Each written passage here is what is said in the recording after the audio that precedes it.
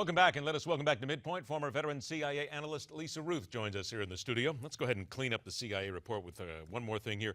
President George W. Bush, apparently in the report, we're told that there are indications that the CIA lied to him, yet he is coming out and saying, wait a minute, these are our people, we backed them 100%.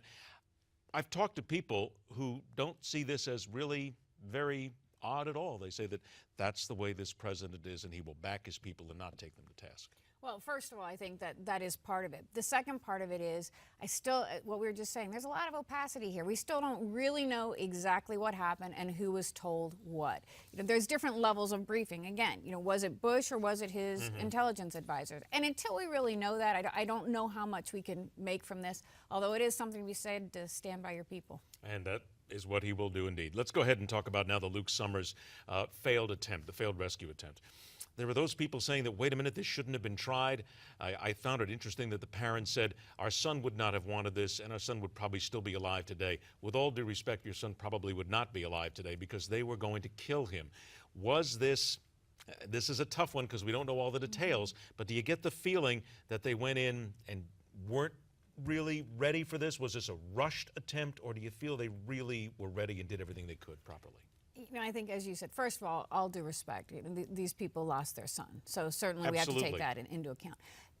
I actually think this was a good thing. I think we are trying to change the game a little bit. We've talked about how ISIS has changed the game in terms of taking hostages and going after them and killing them and using them as leverage. With this very small thing, even though it didn't have the result we would have liked or that anyone would have liked, what I think we're saying is we are no longer going to stand by. And yes, you should be looking over your shoulder because we may be coming in. There's a question about the intelligence. We know that they tried one attempt. We thought we knew where he was, and they went in and he was not there. Intelligence with terrorists is extremely difficult. I mean, I can't even begin to tell you how awful it is to try to hit the terrorist target. That said, we were right. We knew where he was. Things went wrong. It was a tragic mistake, but I actually think that going in and trying to get him out had to happen. But what about these, and many of them are on the left right now, are saying, let's reassess. Maybe we should be negotiating with the terrorists instead of going in and trying to rescue them. That's absurd. Absolutely. And I will also say we have negotiated with terrorists. We don't like to talk about it too much. We have. It's not. But to make a policy of it is absurd. Horrible strategy.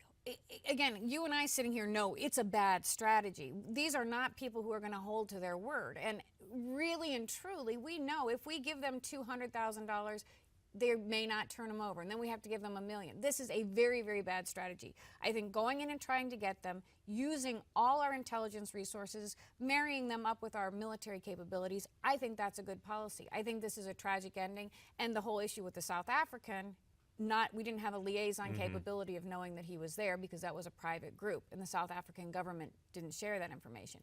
That's also incredibly unfortunate. But by not taking any action or by negotiating, which I think is a terrible, terrible option, that's a no-win situation.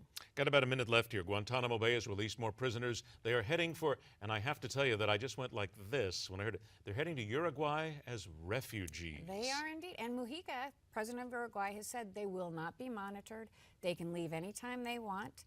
They are not political prisoners. So where does that put us? Is there still to this day the thinking in the intelligence community that despite the fact we don't know everything about all of the people at Guantanamo, that they are still high-value individuals and we should not be releasing them? End of story. There's absolutely very much that thought. And while the Uruguayans may not be monitoring them, I can tell you that our intelligence services will be watching them to see what they're doing. But it's more work that we have to do now, and it's more bad guys sitting out there.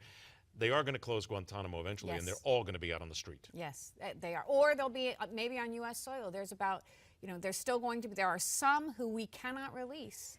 And this thought of the administration is they're going to bring them into the United States on U.S. soil and try them here. Always ceases to amaze me how we just don't quite get the whole concept of bad guys sometimes. Lisa, always a pleasure to have you on the show. Thanks so much. We'll talk to you again next week. All right, when we come back, the words of a president 1 year before America and the world changed forever ring true even more so today, 74 years after they were first spoken. That's telling it like it is right here on MidPoint.